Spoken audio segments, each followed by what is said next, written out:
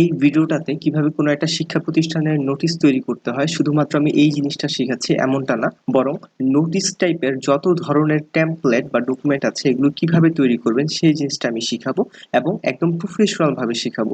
অনেকেই ভাবতে পারেন এই জিনিসটা তো আমি পারি, কিন্তু আজকে আমি আপনাকে বেশ কিছু স্টেপ বাই স্টেপ বেশ কিছু জিনিস শিখাবো যাতে করে আপনি প্রফেশনালি এই ধরনের কাজগুলো কিভাবে তৈরি করতে হয় সেটা আপনি শিখতে পারেন। আর এই পুরো ডেমো ফাইলটার ডাউনলোড লিংক ডেসক্রিপশনে দেওয়া আছে এবং এই ভিডিওতে যতগুলো ম্যাটেরিয়াল এবং ফন্ট নিয়ে আমি কথা বলবো সবগুলো ডাউনলোড লিংক ডেসক্রিপশনে দেওয়া থাকবে। মাইক্রোসফট ওয়ার্ডে যে কোনো ধরনের ডকুমেন্ট যখন আপনি টাইপিং করবেন তখন চারটা জিনিস আপনার মাথায় রাখতে হবে। একটা হচ্ছে page setup, font setup, spacing এবং স্টাইল বা ফরম্যাট সেটআপ। তো শুরুতে এই ডকুমেন্টটা তৈরি করার জন্য আমরা ফাইল থেকে নতুন একটা ডকুমেন্ট আমরা তৈরি করলাম, যেটা শর্টকাট হচ্ছে কন্ট্রোল এবং এন।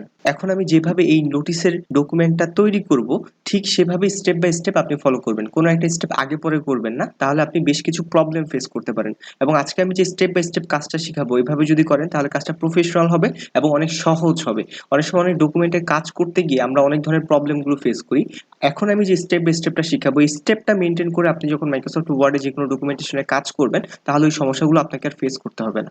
তো একটু আগে আমি বলেছি যে কোনো ডকুমেন্ট কাজ করার আগে আমরা যখন নতুন একটা ডকুমেন্ট নিব তখন আমরা চারটা স্টেপ ফলো করব। প্রথমে হচ্ছে যে পেজ সেটআপ করব, তারপর ফন্ট সেটআপটা করব, স্পেসিংটা দিয়ে দিব, তারপর একদম শেষে এসে পুরো ডকুমেন্টের যত স্টাইল আছে সেগুলো দিব। অর্থাৎ ডকুমেন্টের স্টাইলগুলো একদম শেষে দিব, এর আগে যতগুলো সেটআপের কাজ আছে সেগুলো করে নিব। তো শুরুতে যে কোনো ডকুমেন্ট নিয়ে কাজ করার আগে আমি দুইটা সেটআপ করে নিই। একটা হচ্ছে ভিউ থেকে রুলারটাকে আমি চেক করে দিই, আর এটা হচ্ছে ফাইল থেকে আমরা পেজ বর্ডারটাকে চালু করে দিই।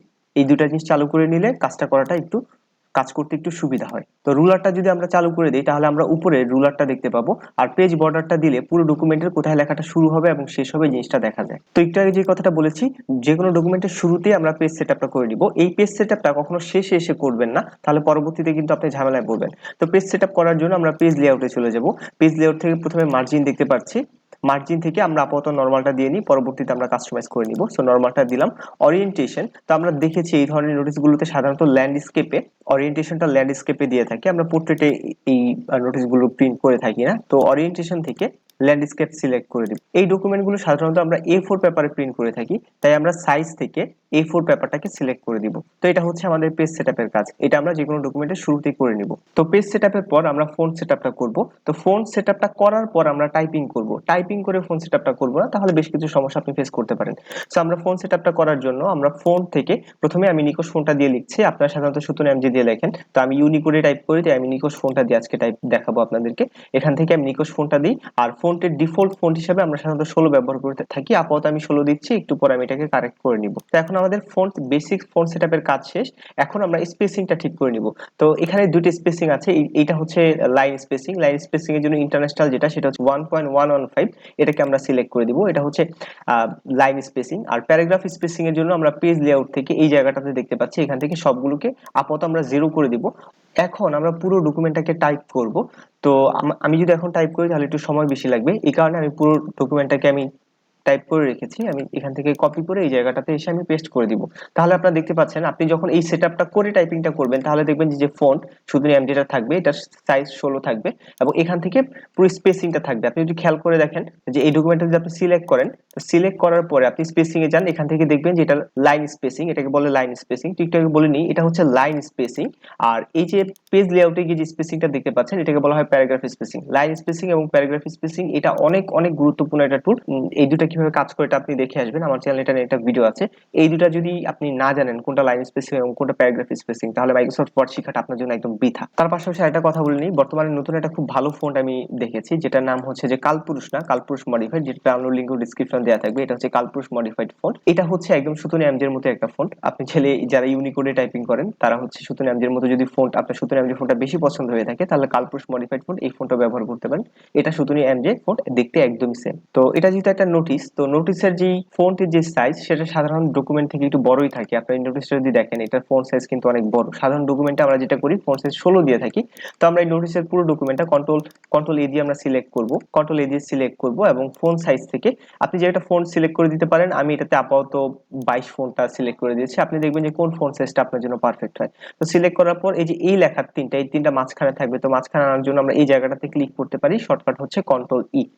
তারপর একদম শেষে যে লেখাগুলো আছে এই লেখাগুলো একদম হাতের ডান সাইডে এই সাইডটাতে থাকবে। এটাকে আনার জন্য আমরা এই জায়গাটাতে ক্লিক করতে পারি, যেটা শর্টকাট হচ্ছে কন্ট্রোল আর। এরপরে এই ডকুমেন্টে আমরা প্রতিষ্ঠানের যে নাম, এই নামটা সাধারণত একটু বড় থাকে, এটাকে আমি আমার সুবিধা মতো একটু বড় করে দিচ্ছি। এবং যেহেতু এটা একটা বিশেষ নোটিশ, তো এই নোটিশে পরীক্ষার আগে যে নোটিশটা থাকে এটাকে আমি বড় করে দিয়েছি। আমি ফন্ট সাইজ এটাকে একটু বড় করে 48 করে দিয়েছি, এটাকে দিয়েছি 36 এবং এটাকে আমি 48 ফন্ট সাইজ করে দিয়েছি। এবং নামের জন্য আপনি যদি এই ডকুমেন্টটা দেখেন, একটা সুন্দর ফন্ট ব্যবহার করেছি, খুবই কিউট একটা ফন্ট, এটা আপনি ব্যবহার করতে পারেন। সাধারণত ফর্মাল ডকুমেন্টগুলোতে স্টাইলিশ ফন্ট ব্যবহার করে না। তো আমি যখন প্রতিষ্ঠানে চাকরি করতাম তখন মাঝে মধ্যে এই ধরনের কাজগুলো করতাম, যেহেতু আমাকে ফর্মালিটি খুব একটা মেনটেন করতে হতো না, আমি এই কাজগুলো করতাম। তো আপনি চাইলে এই ধরনের ফোনগুলো ব্যবহার করতে পারেন স্টাইলিশ। আমি এই ফোনটা ব্যবহার করছি, যেটার নাম হচ্ছে বিজয় ঈর্ষা। এই ফোনটার ডাউনলোড লিঙ্কটাও ডিসক্রিপশনে দেওয়া থাকবে, এটা ব্যবহার করতে পারেন। এবং নোটিশের জন্য খুবই জনপ্রিয় একটা ফন্ট, যেটার নাম হচ্ছে শামীম চলন্তিকা, আপনি চাইলে এই ফোনটা ব্যবহার করতে পারেন। তারপর আপনারা এটা দেখবেন যে এই ডকুমেন্টে এটা হচ্ছে একটা প্যারাগ্রাফ, এটা হচ্ছে একটা প্যারাগ্রাফ, এবং নিচের এটা হচ্ছে আরেকটা প্যারাগ্রাফ। এই দুইটা প্যারাগ্রাফের মাঝখানে আপনারা দেখবেন যে এই জায়গাতে একটা গ্যাপ আছে। তো এই গ্যাপটা আমরা দিব, এটা প্রফেশনাল ওয়েতে দিব। আমরা যে কাজটা করি, এখানে আসি, মাউসের কার্সারটা রেখে ইন্টার দিয়ে একটা গ্যাপ দিই, তারপর হয়তো ফোন সাইজ এখান থেকে ছোট করে দিই। এটা খুবই আনপ্রফেশনাল একটা কাজ। আপনি প্রফেশনালি যখন বই নিয়ে কাজ করবেন তখন এভাবে কখনোই কাজগুলো করবেন না। আমি মাউসের কার্সারটা এই জায়গাটাতে রাখলাম, এই যে এখানে রাখলাম, তো নিচে স্পেসিং দিতে যাচ্ছি, এটা প্যারাগ্রাফ স্পেসিং, এটা একটা প্যারাগ্রাফ এবং নিচের এটা একটা প্যারাগ্রাফ। সো এই প্যারাগ্রাফগুলো আমরা কিভাবে বুঝবো, এই যে শো এন্ড হাইড এটাতে ক্লিক করে দিব, তাহলে দেখতে পাচ্ছি এখানে একটা প্যারাগ্রাফ সাইন দেখা যাচ্ছে। তো এটা হচ্ছে একটা প্যারাগ্রাফ। সো এটা একটা প্যারাগ্রাফ এবং নিচের এটা একটা প্যারাগ্রাফ। তো দুইটা প্যারাগ্রাফের মধ্যে আমি একটা স্পেসিং দিতে চাচ্ছি। তো আমরা বলেছি লাইন স্পেসিং মানে হচ্ছে এইটা, আর প্যারাগ্রাফ স্পেসিং মানে হচ্ছে পেজ লেআউট থেকে আমরা এই জায়গা থেকে প্যারাগ্রাফ স্পেসিং দিতে চাই, আমরা নিচে দিতে চাচ্ছি। তাই আমরা এই জায়গা থেকে প্যারাগ্রাফ স্পেসিংটা সিলেক্ট করে এখান থেকে আমি 6 দিয়েছি। আপনি চাইলে 6, 12 বা 8 যেটা ইচ্ছা আপনি দিয়ে নিতে পারেন, যেটা দেখতে ভালো লাগে ওই স্পেসিংটা আপনি সিলেক্ট করে দিবেন। এরপর হোম থেকে গিয়ে আমি শো এন্ড হাইডটাকে অফ করে দিই। শো এন্ড হাইড নিয়ে আমার চ্যানেলে একটা ভিডিও আছে, চাইলে আপনি দেখে আসতে পারেন, খুব হেল্প করবে আপনার কাজের ক্ষেত্রে। এখন যেই সমস্যাটা হয়েছে, আমাদের এই যে নিচে যে টেক্সটগুলো আছে এই টেক্সটগুলো পরবর্তী পেজে চলে গেছে। আমরা শুরুতে বলেছিলাম যে আমরা যখন পেজ লেআউট থেকে আমরা মার্জিন ব্যবহার করি, পরবর্তীতে চাইলে মার্জিনটাকে আমরা চেঞ্জ করতে পারি। তো আমরা এখন যেহেতু দুইটা পেজে চলে গেছে, মাউসের কার্সারটা প্রথম পেজে রেখে আমরা মার্জিনটাকে একটু কমিয়ে বাড়িয়ে দিতে পারি, যেন এক পেজের মধ্যে আমাদের ডকুমেন্টগুলো এঁটে যায়। তো আমরা এখানে একটা প্যারাগ্রাফ স্পেসিং ব্যবহার করেছি। আমরা চাই যে এই টেক্সটটা এটা উপর থেকে একটু বেশি গ্যাপ থাকবে। তো মাউসের কার্সারটা এই যে উপরে রাখলাম, নিচে স্পেসিং দিতে যাচ্ছি। তারপর আবারও হচ্ছে আমরা পেজ লেআউটে চলে যাব, এখান থেকে নিচে এই যে বিফোর, আফটার, আফটার মানে হচ্ছে পরে, তো পরে আমরা একটু স্পেসিং দিয়ে দিলাম। এখানে আমি এটাকে 12 করে দিলাম, 12, 8 দিতে পারি, আমি 8 দিয়ে এখানে এন্টার করলাম। তো এখন এই নোটিশের নিচে আমরা একটা আন্ডারলাইন দিতে চাই, কন্ট্রোল ইউ দিয়ে আন্ডারলাইন দিয়ে হয়ে যাবে। আমি একটা সুন্দর আন্ডারলাইন দিতে চাই, যেটার জন্য তার শর্টকাট হচ্ছে কন্ট্রোল শিফট এবং ডি, তাহলে আন্ডারলাইনটা চলে আসবে। কন্ট্রোল শিফট ডি মানে ডাবল আন্ডারলাইন। এটার জন্য আপনি অন্যভাবে দিতে পারেন, সেটা হচ্ছে এই আন্ডারলাইনের নিচে ক্লিক করে এখানে আপনি আন্ডারলাইন দেখতে পাবেন, এখান থেকে আপনি আন্ডারলাইনটা সিলেক্ট করে দিতে পারেন। এরপর খুবই গুরুত্বপূর্ণ একটা কাজ, এই টেক্সটটাকে আমরা জাস্টিফাইড করতে চাই, কারণ এটা হচ্ছে এই সাইডটা এবং এই যে এই সাইডটা দুইটা সাইডে সিলেক্ট হয়নি, দুইটা সাইডের মধ্যে গ্যাপটা ফিল করেনি। তো প্রফেশনাল কাজে আমরা বইগুলোর ক্ষেত্রে দেখেছি যে জাস্টিফিকেশন করা থাকে, দেখতে খুব ভালো লাগে। এই পুরো টেক্সটটাকে সিলেক্ট করব এবং সিলেক্ট করে এই যে এটাতে আমরা ক্লিক করতে পারি, অথবা শর্টকাটটা হচ্ছে কন্ট্রোল এবং জে, তাহলে জাস্টিফাইড হয়ে যাবে, লেখাগুলো দুই পাশে একদম ফিট হয়ে যাবে। এখন আরো একটা গুরুত্বপূর্ণ জিনিস আপনাকে দেখাবো, যে এখানে যে নাজেমে তালেমাতের যে স্বাক্ষর, নাজেমে তালেমাত মানে হচ্ছে মাদ্রাসার শিক্ষা সচিব যিনি থাকেন, আমরা স্কুলে হয়তো শ্রেণী শিক্ষক দিয়ে থাকি বা ইউনিভার্সিটি গুলোতে বলা হয়ে থাকে কোঅর্ডিনেটর, তো এরকম থাকতে পারে। তো নাজেমে তালেমাত যিনি, উনি থাকবেন হচ্ছে এই যে এই জায়গাটাতে, ওনার এখানে থাকবেন। আর আদেশক্রমে এটা থাকবে ডান সাইড, অর্থাৎ একটা থাকবে ডান সাইডে একটা বাম সাইডে। সো এটাকে আমরা এখানে ব্যাক স্পেস দিয়ে এটাকে হচ্ছে আমরা একদম বাম সাইডে নিয়ে আসলাম। তো এরপরে যে আদেশক্রমে এটাকে আমরা এইভাবে স্পেস বাটন প্রেস করে করে, অথবা আমরা একটা কাজ করতে পারি, আমরা যেটা করি যে ট্যাব বাটন প্রেস করে করে এটাকে হচ্ছে একদম রাইট সাইডে আমরা আনতে পারি। তো এটা একটা আনপ্রফেশনাল সিস্টেম, আপনারা জানেন যে আমি সবকিছু প্রফেশনাল ওয়েতে আপনাদেরকে শিখাই। তো প্রফেশনাল ওয়েতে আমরা যদি যে আদেশক্রমে এই কথাটা একদম ডান সাইডে আনতে চাই, তাহলে আমরা যে কাজটা করব, যে আমরা এই জায়গায় মাউসের কার্সারটা রেখে আমরা ট্যাবস পজিশনের ব্যবহার করব। ট্যাবস পজিশনে আমার চ্যানেলে ভিডিও আছে, আপনি দেখে আসতে পারেন। প্রফেশনাল মাইক্রোসফট ওয়ার্ড শিখতে চাইলে এটা খুব লাগে। সো মাউসের কার্সারটা এই জায়গায় রেখে আমরা এই জায়গায় একটা ক্লিক করব, ক্লিক করে যে এটার উপরে ডাবল ক্লিক করব। ডাবল ক্লিক করলে এই উইন্ডোটা আপনার চলে আসবে। তো এই উইন্ডোটা যদি আসে, মাঝে মধ্যে এরকম হয় যে এটার উপর ডাবল ক্লিক করতে গেলে আরেকটা ট্যাব চলে আসে। সো এই ট্যাবটাকে আপনারা যে কাজটা করবেন, সিলেক্ট করে নিচে ড্র্যাগ করে নিয়ে আসবেন। এটাকে সিলেক্ট করলাম, মাউসটা প্রেস করে ড্র্যাগ করে নিচে ছেড়ে দিব এভাবে। আমি সিলেক্ট করতে পারছি না, আপনি সমস্যাটা ফেস করতে পারেন। তো এটাকে এভাবে সিলেক্ট করে ড্র্যাগ করে নিচে ছেড়ে দিব, তাহলে এটাকে চলে যাবে মাউসের লেফট বাটনটা ক্লিক করে ধরে। এটার উপর আমরা এভাবে ডাবল ক্লিক করব, এই উইন্ডোটা আসবে। এখান থেকে আমরা রাইট ট্যাব সিলেক্ট করে দিব, তারপর সেট, দেন আমরা ওকে। তো রাইট ট্যাব প্রেস করে আমরা এই আদেশক্রমে এই কথাটাকে হচ্ছে আমরা ডান সাইডে নিয়ে যাই, মাউসের কার্সারটা এই জায়গাটাতে রেখে আমরা কিবোর্ড থেকে একবার ট্যাব বাটন প্রেস করব। একবার ট্যাব বাটন প্রেস করলে দেখবো যে এই এল বরাবর চলে এসেছে। যাই হোক, আমরা একটা কাজ করি, এলটাকে একদম ডান সাইডে নিয়ে আসি। তাহলে যেটা হবে যে একটা লাইনের ভিতরে আমরা দুই সাইডে দুইটা টেক্সট লিখতে পারবো। এটা স্পেস স্পেস দিয়ে আমরা কাজটা করিনি, আমরা প্রফেশনাল ভাবে করেছি। তারপরে একদম শেষে এসে যে আদেশক্রমে এটা নিচে একটা আন্ডারলাইন দিব, এটা একটু অন্যরকম হয় আন্ডারলাইনটা, এটা হচ্ছে ডট ডট আন্ডারলাইন। এই আন্ডারলাইনটা সিলেক্ট করে দিলাম। নাজিমের তালেমাত এটা সিলেক্ট করে এটার নিচেও আমরা একইভাবে ডট ডট আন্ডারলাইন সিলেক্ট করে দিলাম। অর্থাৎ নাজিমের তালেমাত এই জায়গাটাতে এসে যিনি শিক্ষা সচিব আছেন মাদ্রাসার তিনি হচ্ছেন এখানে সাইন দিবেন নিচে। তো আমাদের ডকুমেন্টের কাজ একদমই শেষ। এখন আমরা একটা চারপাশে একটা বর্ডার দিয়ে দিব। তো বর্ডার দেওয়ার জন্য আমি একটু সহজ সিস্টেমটা দেখে আমরা এই জায়গাটাতে ক্লিক করব। আমরা অন্যভাবে দিই সাধারণত। এই জায়গাটাতে ক্লিক করে একদম নিচে বর্ডার এন্ড শেডিং আমরা ক্লিক করব। এখান থেকে পেজ বর্ডার, তাহলে খুব সহজে পেজ বর্ডারটা পেয়ে যাব। এই জায়গা থেকে আমাদের পছন্দ মতো যে কোনো একটা বর্ডার আমরা সিলেক্ট করে দিব।